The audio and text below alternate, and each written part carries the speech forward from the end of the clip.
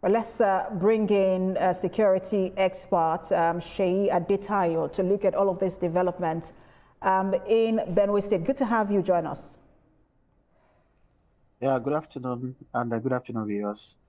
Good afternoon. I just want to ask you about, your thought about the attack in Benue State, and then if you're satisfied with the attention that state has received so far. Okay, to start with, it's been an unfortunate episode, and my heart goes out for the people of Benue State. And it's not the kind of attention that any state should command at this particular point in time, not even good for the nation. But unfortunately, that is what we have at the moment. And I believe that efforts, especially the response from the President and Commander-in-Chief of the Armed Forces, as President Tinubu, on this issue is welcoming, and it is expected to help in charting a new path forward from today. And we've heard not just the army, but the police as well, not just the military rather, but the police as well, talking about change of strategy. It's been becoming, the rhetoric at this time, we're going to change strategy. Even before this attack in Benue State, they had talked about changing strategy. The president has also advised them to change strategy, but I don't know if that has happened. But for you, as you look at the attack in Benue, what do you think the gaps are? Yeah, it's not only the military or the security forces that need to change strategy. Even the political class, they need to change strategy. And a situation whereby we are all always looking at the federal government to respond when we have elected officials in the state is very worrisome. It is what I've seen in Nigeria is that it's only when a governor is about to be impeached, that is when you see them becoming executive and they're beginning to make use of the state apparatus and the laws and all the other office holders under them to command authority in the state. This is a time that we need, the governors need to stand up and show that they are truly executive. This attitude of at every point in time that we look for someone to blame. You see, there's a saying that if you have to complain that somebody is, somebody complain of, it means that you are not in charge. Somebody else is in charge. And so it's not just only about security. We can't continue to be saying security agency. The governor of the state is the chief executive of the state. Yes, he may not have the control of armed forces, but like just my friend said, he has the command of the state. He has the command of the military forces in the state, command of the police, command of the DSS. He sits with them with security at security meetings, and he has the responsibility not only also to give directive to these security agencies, also to local government structures that are under him, and all of that takes state institutions that are under him. And I see no reason why a governor will complain that some people are trying to undermine when you have laws in the state, and then when you have security and law enforcement in the state to carry out responsibility that are within the law to ensure that there is peace and security in the state. So yes, I quite agree that whatever approach that we're using now, this thing has been going on for a long time, we need to change. But the changes should not be just about the security approach alone. Our political approach and executive approach at local government and at state level has to change. That is when actions at the federal level will be meaningful. So one of the recommendations or suggestions, in terms of change of strategy by the Chief of Defense Staff, who was addressing traditional rulers, I think it was yesterday, is to train youths to become vigilantes and tackle this problem at the grassroots. But we also know that right now we do not have state policing in terms of the kind of arms that vigilantes can bear. It's also very limited. So what would they bring? Let me put you on hold, Mr. Adetayo. We understand that the president has just arrived in Benue State. We will take that live feed right now, that coverage, and then as we speak to our reporter, Godwin Agwam, who is standing by for us.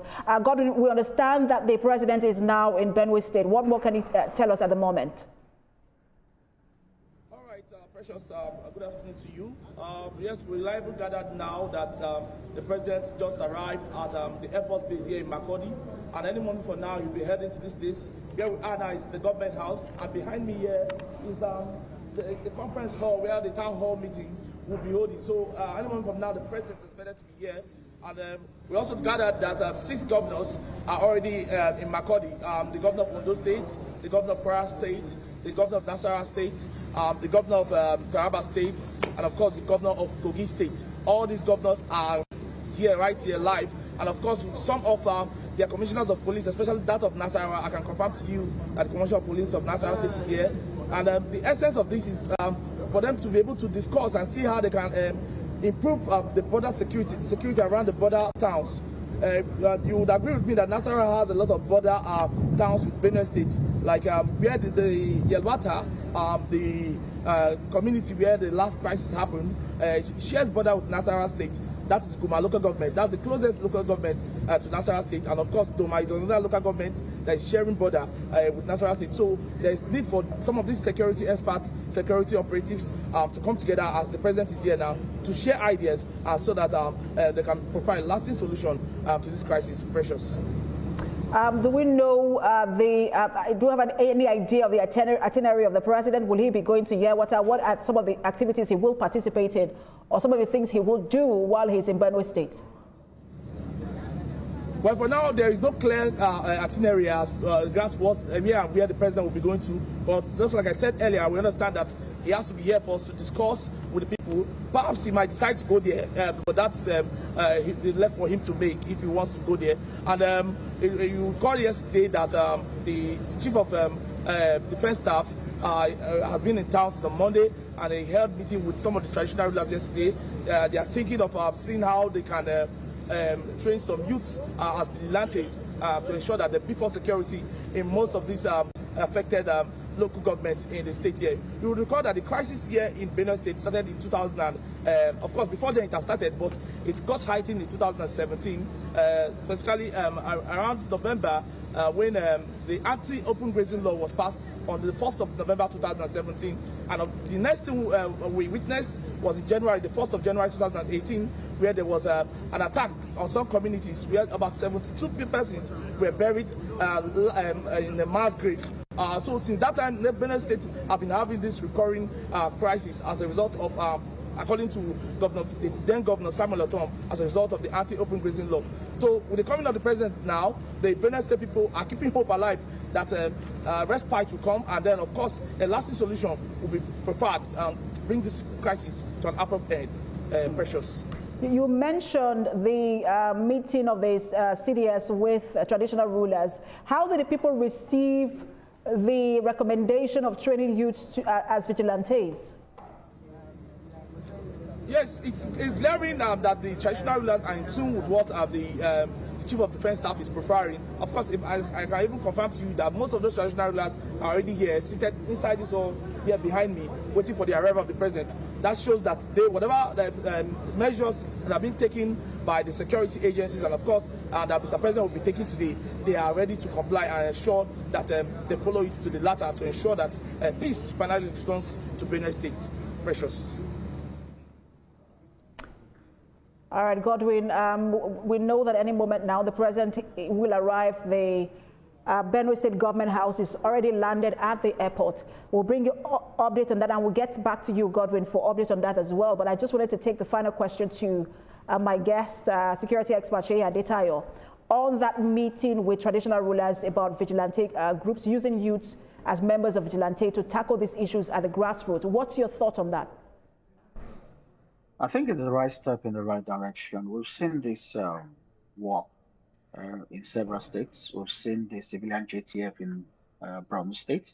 And I could remember many years back in Anambra State when armed robbery was at its highest level in Anambra State, that they were so bold that anytime they want to rob banks in Awka or bullion vans along the Onitsha and Enugu highway, they will first station like 2 vehicles at SARS Akuzu and then open fire on the SARS headquarters there in order to decapitate the SARS so that there won't be any anti-robbery response.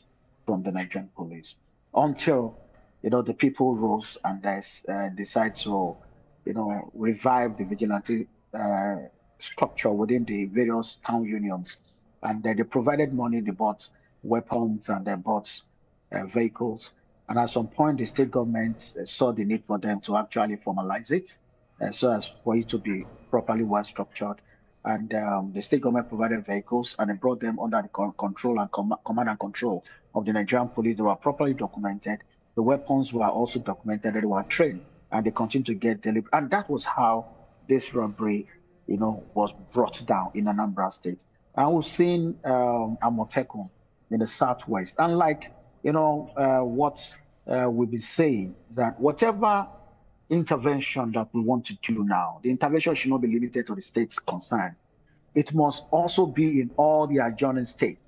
Because what we've seen is that if we should bring something up in Benue right now, and it is strong, the criminals will move from Benue State to the adjoining state, like Kogi, like Ebonyi State, like Enugu State, like Plateau State, Nasarawa State and the rest. And you see them hibernating at communities that are close to the border, where they will now be using as a launch pad, where they'll be launching attack back into that state. So whatever intervention that we're making in Benue, all the states that are having boundaries with Benue must carry the same intervention, so that these criminals will not have where to hide. And I will even say we need to start having this structure all around the country, but must not be one size fits all. It must be tailored in such a way that it will fit the need of that particular state. The structure that will work in the southwest will not work in the southeast. The structure that will work in the southeast will not work in the north central. And because the nature of the situation of the security challenges in north central is different. And I'll give you an example. If you look at Benue and Plateau, they're having similarities in terms of incidents that they are having. The people that are carrying out the attacks are people that are within that particular state. And they are within their own people, but they are different ethnic. So either we are talking about farmers, elders clashes resulting into multiple deaths and attacks and counterattacks. They all have claims to that particular environment. So when you are trying to build whatever security structure you are going to build, it's not going to be the one that you build from top down. It must be the one you are going to build from bottom up, such that it must first of all evolve from each of the community, recruit them from the community, harm them from the community, then bring them to the central, and then formalize them, and then return them back to that particular community so that they can protect it.